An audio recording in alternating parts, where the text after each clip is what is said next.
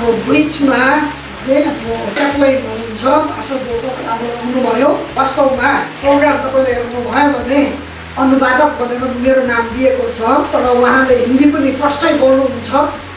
एउटै भाषामा मात्रै उनले यो प्रचारको कार्यलाई अगाडि बढाउन काम गर्नुहुन्छ र त्यसै कारणले आज हाम्रो स्पिकरले पनि हिन्दी भाषामा बोल्नुहुन्छ।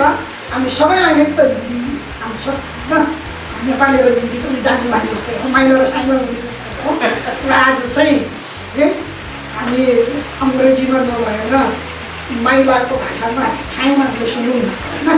हवस् त त्यसो भए सो अभी हम हमारे प्रभु का जन इसके वक्ता आपको स्वागत करते हैं आके यहाँ। Thank you thank you thank you. Hallelujah hallelujah. सबको जय मसीह। मुझे ऐसा लग रहा है मैं लखनऊ में एक नेपाली चर्च है, मेरा एक प्रिय दोस्त है पास्टर पीटर गौतम, उसके चर्च में करीब 100 GR के जो सिपाही है और उसके परिवार। हालेलुया।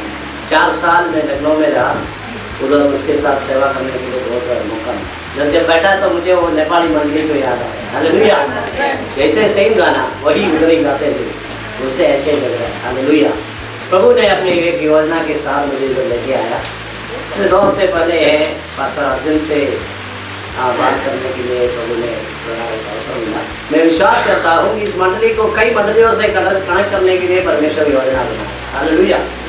पिछले महीने में नेपाल में रहा। नेपाल में मिलिट्री क्रिश्चियंस बहुत बड़ा जीवन। पिछले महीने में नेपाल में कई जगह में जाने के लिए प्रभु ने मौका दिया और हर जगह में 60, 70, 80 लोग इकट्ठे हुए थे जो नेपाल आर्मी से है, नेपाल पुलिस से है, और बड़े बड़े झुंड को हमको देखने के लिए। हालेलुया। तो मैं विश्वास करता हूँ इस झुंड को, उन झुंडों से हम जुड़ने की कोशिश करें, क्योंकि हम सब एक बहुत बड़े छाता के नीचे है। वो बिग अम्ब्रेला, वो बिग अम्ब्रेला का नाम है AMCF यानी association of military Christian fellowship. बहुत बड़ा एक अम्ब्रेला, एक छाता देखा है ना, है इसको कहते हैं AMCF यानी association of military Christian fellowship. इस संगति के अंदर दुनिया के 150 देश से ज़्यादा देश से मिलिट्री से जुड़े हुए लोगों का संगति है। एक्साइटेड है सुनकर? हालेलुया। आप सुनकर एक्साइटेड है? ये नहीं जानने एक बार इस प्रकार कहा, प्रभु मैं अकेला रह गया और कोई नहीं है। कई बार हम सोचते हैं हम अकेला है, ऐसा नहीं है। दुनिया के हर कोने में मिलिट्री के अंदर सेवा किया हुआ, काम किया हुआ और अभी काम करने वाला बहुत सारे लोगों का संगति है। 2014 में साउथ अफ्रीका केप टाउन में इनका संगति है। हर 10 साल ये एक देश में इकट्ठे होते। 10 साल every 10 year once they gather in a place. Every country, एक कोई भी एक कंट्री में वो इकट्ठे होते। 2014 में जो है वो केप टाउन साउथ अफ्रीका में इकट्ठे हुए। अब मुझे भी जाने के लिए प्रभु ने मौका। हालेलुया। मेरे पंजे में चंद समय है। I belong to Kerala, South India. पिछले 22 साल से प्रभु की सेवकाई और उनकी परिवार के बीच में करते हैं। हालेलुया। और इसके बीच में प्रभु ने एक आर्मी चापलाइन के ट्रेनिंग में मुझे यूएस लेके गए। एक फौज के अंदर का चापलाइन का ट्रेनिंग दिया प्रभु ने। हालेलुया। और मैं लखनऊ में AMC चैपल के अंदर एक वॉलंटरी चापलाइन के तौर से काम कर रहा था। मेरा वाइफ जो है इंडियन मेडिकल मिलिट्री हॉस्पिटल में एक लेफ्टिनेंट कर्नल के पद में काम कर रहा है। हालेलुया। हम कोलकाता में था 4 साल, उधर से अभी हमारा बदली हुआ। हम बिहार में गया नामक शहर में मिलिट्री हॉस्पिटल के अंदर काम करते हैं। 2 बच्चे हैं, बेटा है 22 साल का है, BSc फिजिक्स की पढ़ाई कोलकाता में कर रहा हूँ। मेरा बेटी है 10th स्टैंडर्ड में केंद्रीय विद्यालय में, जो गया बिहार में ऑफिसर्स ट्रेनिंग अकेडमी है, उधर का केंद्रीय विद्यालय में पढ़ाई कर रहा हूँ। अभी हम फिलहाल जो है एनुअल लीव में केरला में आया था। और जब भी केरला में आते हैं मैं परिवार को छोड़कर फौजियों के संगति के बीच में चले जाते हैं। और प्रभु के अनुग्रह से पिछले 22 साल में मेरे सेवकाई के द्वारा बहुत सारे फौजी लोगों को प्रभु में लाने के लिए, बपतिस्मा देने के लिए और चेला बनाने के लिए प्रभु ने मौका। हालेलुया। 22 साल के विभिन्न मिलिट्री स्टेशन के अंदर रहकर प्रभु का सेवकाई मैंने शुरू किया। अभी लोग बिहार में आए 1 ही महीना हुआ है, लेकिन कई फौजी भाइयों को मिला, विशेषकर दार्जिलिंग से GR के कुछ भाइयों को मिला जो विश्वासी है वो बोला हमारे घर में प्रेयर आरंभ करना है। हालेलुया। अभी हमारा छुट्टी काट के हम जाएंगे और उधर हम बाइबल स्टडी आरंभ करेंगे। और उसके अंदर जब भी हम ट्रांसफर होके नए जगह में आते हैं, 1-2 महीने क्या करते हैं, प्रार्थना करके पूरे आर्मी कैंप के अंदर घूमते हैं। हालेलुया। जब दर्शन क्या होता है, we are pregnant with the vision. Hallelujah. जब दर्शन का गर्भधारण होता है तो उसको क्या करना पड़ेगा, डिलीवरी करना पड़ेगा। हालेलुया। वो दर्शन जब आपके अंदर जो गर्भधारण होता है, आप चैन से बैठ नहीं सकते। तो वे क्या करते हैं, एक नए जगह में प्रभु लेके जाते हैं। उस कैंप के अंदर हर दिन शाम को 1-2 घंटे वॉकिंग भी हो जाएगा, प्रार्थना भी हो जाएगा। वो है आरंभ। और धीरे धीरे प्रभु से प्रार्थना को तो थोड़ा सा ट्रैक्ट वगैरह जेब में होगा, जो कुछ लोगों को मिलेंगे। और हमारा दूध एक कोशिश चाहिए, कुछ कोई भी शांति का एक पुत्र को मिलना है, पीस मेकर को।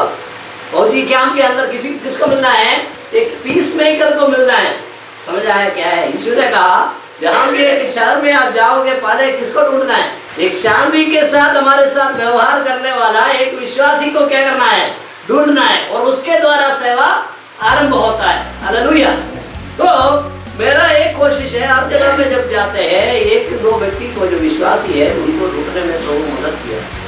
और ऐसे उस सेवकाई आरंभ करता है, बाइबल स्टडी आरंभ करते हैं। धीरे धीरे वो बढ़ाकर परमेश्वर 25-30 लोगों को जुड़ाने की मदद करते हैं। और इसके बीच में 7-8 लोगों को हर जगह में बपतिस्मा देने के लिए प्रभु ने सहा। ऐसे सेवकाई मैं पिछले 22 साल मेरे से कर रहा। लेकिन इसके बीच में बहुत सारे कष्ट भी मुझे आए। एक बार लखनऊ में एक भाई को मैंने एक नया न्यू टेस्टामेंट दिया, वो आके ऐसे ही पढ़ दिया। मुझे खींचकर कमांडेंट के पास लेके गया, ये धर्म परिवर्तन के लिए आया है, इनको छोड़ना। 2 बार ऐसे घटना हुआ, लेकिन उन सारे जगह में प्रभु ने बचाया। हालेलुया। हालेलुया। क्योंकि फौज के अंदर की सेवकाई में हमें अगर दरवाजा बंद करवा देगा, पूरा हम अंदर जाना, हमारा तस्वीर लगाकर बोलेगा ये आदमी को अंदर जाने नहीं देगा, ऐसे लगाएगा, ऐसा पाबंदी आएगा तो फिर अंदर जाने के लिए मुश्किल हो जाएगा। इसलिए ऐसे पकड़ में कभी नहीं देना, चुपचाप काम करना। हालेलुया। मेरा विचार यही है, फौज के अंदर की जो आर्मी की सेवकाई या मिलिट्री के अंदर जो सेवकाई है, उसको एक टर्माइट के समान करना है, हाथी के समान नहीं। टर्माइट ऐसा एक छोटा सा चींटी है, आपके कपड़े के अंदर घुस जाएगा तो धीरे धीरे काट कर सब कुछ खत्म कर देगा, लेकिन वो धीरे धीरे काम करता है। वो बैठा है, किसी को पता भी नहीं होता। लेकिन हम जैसे हाथी जैसे काम करेगा, कोई जो ये जो शुगर केन के अंदर जाएगा, सब कुछ काम खत्म करके चले जाएगा। फौज के अंदर ऐसे सेवकाई हम नहीं कर सकता, मिलिट्री मिनिस्ट्री ऐसा नहीं हो सकता। मेरे 22 साल के अनुभव में हाथी जैसे जिसने काम करने के लिए कोशिश किया, उनको मना किया, अंदर आने के लिए जाने के लिए मना किया गया, फिर उसको अनुमति नहीं होगी। इसलिए हम दरवाजा बंद करवाने के लिए कोशिश नहीं करना, चुपचाप काम करना है। हालेलुया। ऐसे सेवा मैंने पिछले 22 साल से करके आ रहे हैं। और सबसे बड़ा इसका असर कई बार मेरे वाइफ को हुआ है, क्योंकि उनके साथ जितने लोग काम करते हैं पूछते हैं तेरा पति क्यों ऐसे धर्म बदलने के लिए इस फार्म में घूमते हैं। कई बार उसको कई तरह के सवाल का उत्तर देना पड़ा, लेकिन प्रभु की बुलाहट इतना प्रभावशाली है। पिछले 22 साल में परमेश्वर फौज के अंदर हमें इस्तेमाल कर रहा है। हालेलुया। और 2014 में जैसे हम हैदराबाद में आर्टिलरी चर्च में मैं सेवा किया, उधर 8 लोगों को बपतिस्मा दिया, करीब 25 लोग करीब बाइबल स्टडी का था। तो तब प्रभु ने कहा इधर से चले जाओ। पिछले 22 साल से फिर से शून्य बनकर फिर से काम करो। 3 साल या 4 साल के बाद सिरों बना दे, फिर से सिरों से आरंभ करना पड़ता। अभी बिहार में आया, सिरों से फिर से शुरू कर रहे हैं। हालेलुया। कई बार मेरे को बहुत दुख लगा, प्रभु ये काम नहीं हो सकता। अगर 22 साल में एक जगह में ही रहकर सेवा करेगा, 150 लोग कम से कम होना था मेरे साथ, लेकिन आज भी मैं शून्य में है। हालेलुया। लेकिन प्रभु ने कहा तेरा सेवकाई इस तरह का है, बुलाहट इस तरह का है, लेकिन मैं तुझे आदर करूंगा। हालेलुया। इसलिए इस ANCF जो है बहुत बड़ा अमरला है, उसके साथ प्रभु ने मुझे जोड़ा। और ANCF जो है 150 देश से ज्यादा मिलिट्री में काम किए हुए लोगों का संगति है। वो 10 साल में एक जगह में इकट्ठा है। और इस संगति का 3 मुख्य सपोर्टिंग ऑर्गेनाइजेशन है जो उसके विशेषकर आर्थिक बातों में मदद करते हैं। एक तो है अमेरिका में है, उसको ACTS कहते हैं, ACCES। उसका मतलब है association of Christian conferences and teaching service. ऐसा एक association, Christian conferences and teaching service. Thanks. उन्होंने मुझे स्पॉन्सर करके आर्मी चैप्लिन ट्रेनिंग में यूएस में गया। और दूसरा है यूके में मिलिट्री मिनिस्ट्रीज इंटरनेशनल नामक एक दूसरा संस्था है, जो वो भी क्या करते हैं, विशेषकर भारत में प्रभु के लोगों को सेवा के लिए विचार मिला। मैं अभी MMI मिलिट्री मिनिस्ट्रीज का पावर के तौर से काम कर रहा हूँ। और तीसरा है तब साउथ कोरिया में बहुत बड़ा झुंड है जो सर्विंग आर्मी लोग। मैं सियोल गया था साउथ कोरिया में, उधर एक चर्च है जहाँ संडे आप जाएगा करीब 10,000 होगी लोग इकट्ठे होकर आराधना करते और मिलिट्री का जनरल प्रचार करते हैं। सब देखने के लिए प्रभु ने मुझे सियोल लेके गया साउथ कोरिया। तो उधर का जो संस्था है मिशन सपोर्ट ऑर्गेनाइजेशन बोलते हैं। तो ये 3 मुख्य संस्थाएं हैं इस बड़े अम्ब्रेला के अंदर इस सेवाई के लिए मदद करते हैं। वो मदद कैसे करते हैं? इन रिटायर्ड फौजी लोग जो है अपना देशवांश इस कार्य के लिए देते हैं। Hallelujah, hallelujah. नेपाली मंदिर में देने की बात बताएगा तो आप सब भागेगा। लेकिन विदेशी लोग ऐसा नहीं होते, वो 10वीं हिस्सा परमेश्वर का है, वो पक्का दो। हालेलुया। मैं प्रभु की ओर से आपको ये समझाने की कोशिश करता है, आप प्रभु का हिस्सा जरूर बराबर देते जाइए। प्रभु आपको इतना बरकत और आशीर्वाद, उसको भी चोरी करने के लिए कोशिश नहीं कर। एक आमेन मेरे साथ बोल सकता है? सब लोग मिलकर बोलिए, कई लोग मुंह नहीं खोल रहे। मलाकी की पुस्तक में भविष्यवक्ता कहते हैं आप लोग चोरी किया, ऐसे परमेश्वर के हिस्सा को भी आपने अपने आप को ले लिया, लेके भी फिर भी कंगालपन है, आपके धैर्य में छेद आ गया। जो दूसरा भविष्यवक्ता कहते हैं आपके जो प्रेस के अंदर छेद डाल दिया, पैसा रुकता नहीं है, चले जा रहे हैं पूरा। कारण क्या है? जो प्रभु का हिस्सा भी खर्चा करने की कोशिश करते हैं, ऐसा नहीं करना। एक आमेन बोलिए मेरे साथ। तो विदेश में ऐसे संस्था है वो करेक्ट अपना दशमांश इस सेवकाई के लिए दे रहा है। हालेलुया। जिसकी मदद से ये सेवकाई पूरे विश्व में अच्छे से आजकल चल रही है। तो इधर मैंने आने का वजह है प्रभु के दास अर्जुन से मिलिट्री मिनिस्ट्रीज मिनिस्ट्री इंटरनेशनल का जो वाइस प्रेसिडेंट है केवल डेविड ह्यूज उसका नाम है, मेरा एक सबसे करीब दोस्त है। उन्होंने मुझे एक ईमेल भेजा कि इधर से एक भाई MCF के जो स्टोर से मुझे कॉन्टैक्ट किया, आप जरूर उसको मिलना, उससे बात करना। हालेलुया। ऐसे इनके साथ ईमेल में मुझे संबंध हुआ और उन्होंने बोला हमारा एक संगति इस प्रकार कर रहा है, तो मैंने बोला मैं भी आऊँगा। इसलिए बहुत दूर का मेरे ख्याल से 5,000 किलोमीटर यात्रा करके आते हैं। हालेलुया। एक पैशन है जो प्रभु के सेवा के प्रति है, आप सबको मिलकर बहुत आनंद मिला। हालेलुया। प्रभु के वचन की ओर आप सबके ध्यान को मैं लेकर दूसरा तिमोथी दूसरा अध्याय है, दूसरी आयत 2 तिमोथी चैप्टर 2:2 परमेश्वर का अच्छा वो तीसरा है क्या? ख्रीष्ट येशूका असल सिपाही चाहिँ दुःख भोगमा हामीसँग सहभागी हो। Hallelujah, hallelujah. सिपाहियों का झुंड है, उस परिवार का झुंड है। आमीन बोलिए। हालेलुया। हम भारत के सिपाही या नेपाल के आर्मी के सिपाही, उन सारे सिपाहियों का झुंड है। हालेलुया। मैं बहुत खुशी से कहना चाहता हूँ 22 साल मिलिट्री रेशन में भी खाया, खुशी से बता रहा। हालेलुया। इंडियन गवर्नमेंट का जो रेशन में खा रहा, मैं प्रभु को धन्यवाद करते हैं, रोज 1 लीटर दूध मिलता है। हालेलुया। प्रभु को धन्यवाद करते हैं, प्रभु ने बहुत सारे आशीष दिया है। मेरे वाइफ को हर साल हवाई जहाज में परिवार सहित जाने के लिए मौका। हालेलुया। हम हवाई जहाज में केरल गया, अभी वापस भी उसमें भी जाएगा क्योंकि वो ऑफिसर। और प्रभु ने ऐसे बहुत सारे सुविधाएं इस आर्मी के अंदर हमको दिया, मैं प्रभु को धन्यवाद। तो हम सब सिपाहियों का झुंड है। हालेलुया। थोड़ा उत्साह से रहिए ना, थोड़ा उत्साह से एक आमीन बोलिए। हमारे केरला का सेवकाई ऐसा है, सोए हुए नहीं होता, चिल्लाता है, भागता है, वो बहुत सारे ऐसे हरकतें करते हैं। ठीक है, मैं कोशिश कर रहा हूँ मेरे पाँव को इधर बांध के रखे करते, आपसे बात करने के लिए मैं कोशिश कर रहा हूँ, लेकिन जब आत्मा का वो प्रभाव और सामर्थ्य आएगा इधर खड़े नहीं होता। ऐसा है हमारा सेवकाई। हालेलुया। इधर देखिए तीमुथियुस को पौलुस जो है अपने आत्मिक पुत्र स्पिरिचुअल सन है, उन तीमुथी से पौलुस कह रहे हैं तुम परमेश्वर का एक अच्छे सिपाही बनकर कष्ट उठा। Hallelujah, hallelujah. मैं 22 साल के मेरे जो अनुभव से बहुत सारे सिपाहियों को देखा। There are so many soldiers in every military।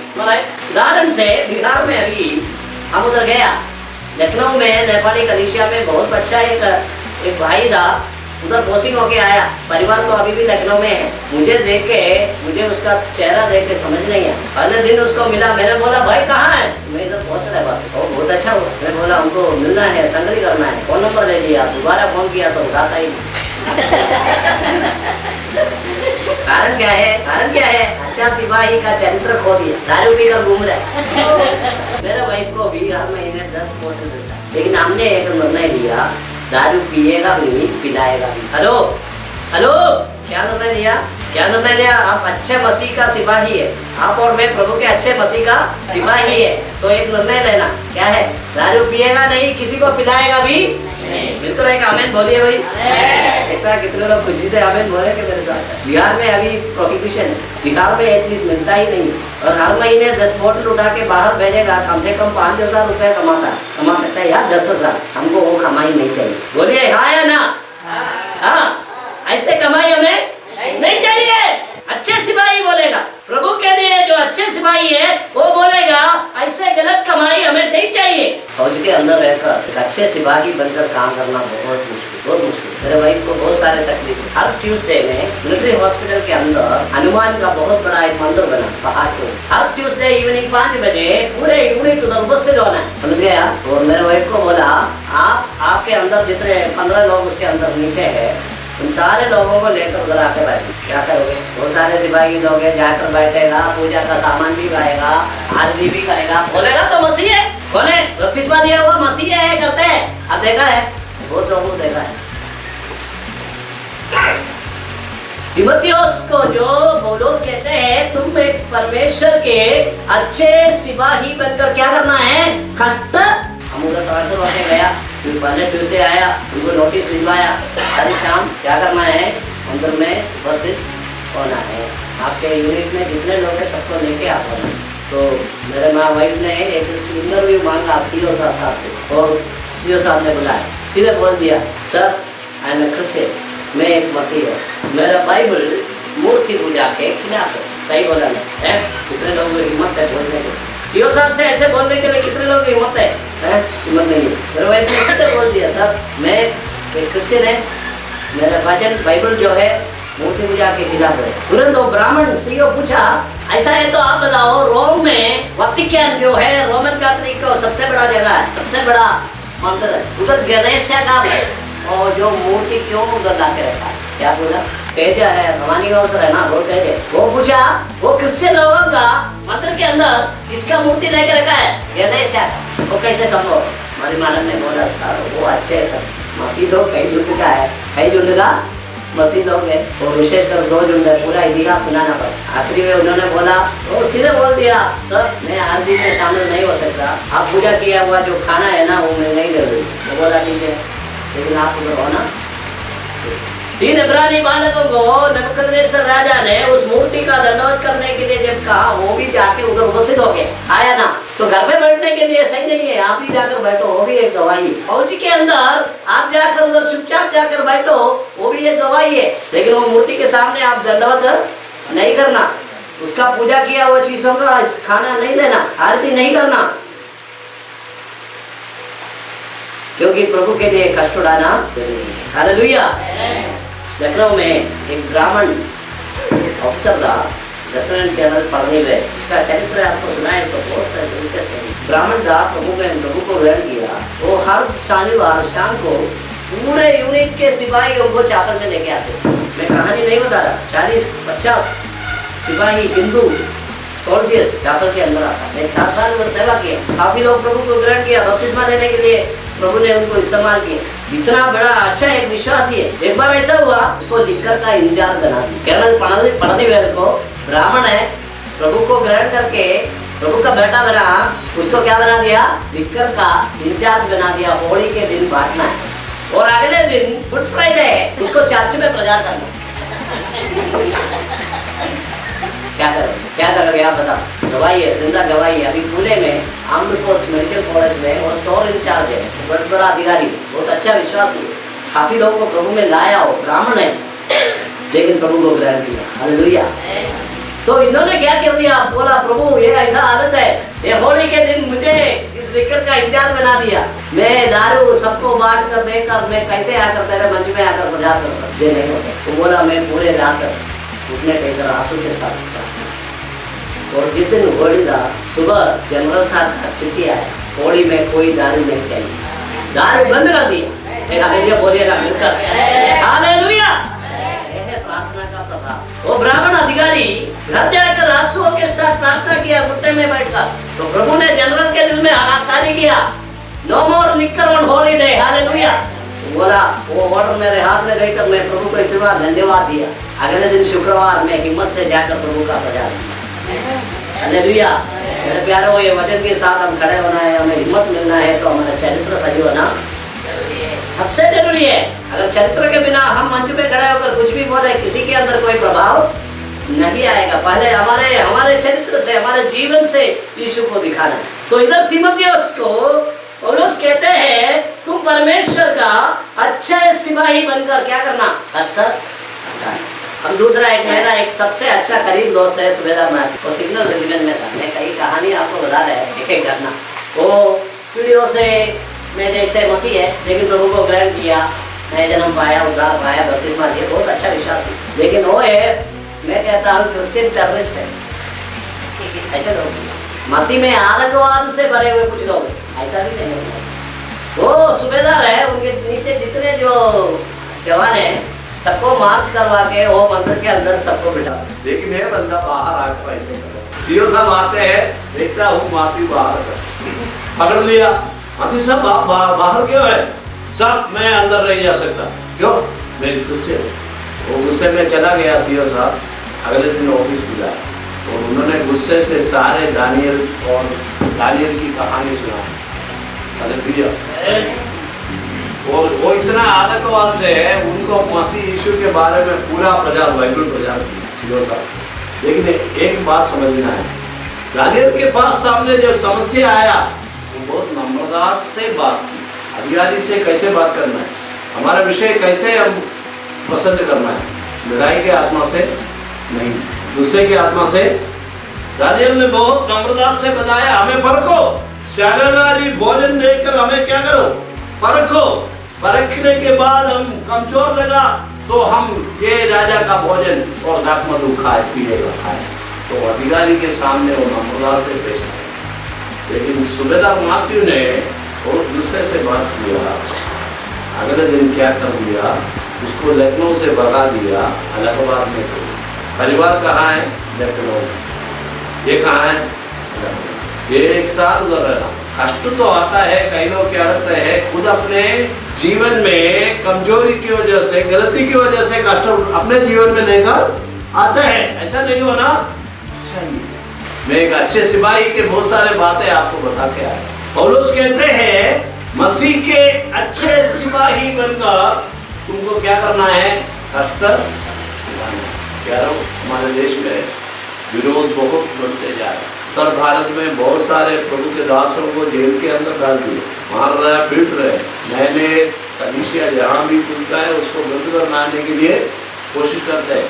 ये सबसे बड़ी समस्या कर्नाटका में। मैं अभी बैंगलोर से आया, कल शाम कमांड हॉस्पिटल के अंदर एक चैपल था, वो रोमन कैथोलिक चर्च लोग जो है संडे आकर आराधना करते हैं। लेकिन 2 मॉडर्न लोग, 3 मॉडर्न लोग कमांड हॉस्पिटल में ट्रांसफर होकर आया। मेरे पत्नी का दोस्त है, अच्छे विश्वासी लोग। वो क्या कर दिया, वो चैपल को खोलकर शुक्रवार शाम को एक बाइबल स्टडी आ रही थी। Hallelujah, hallelujah.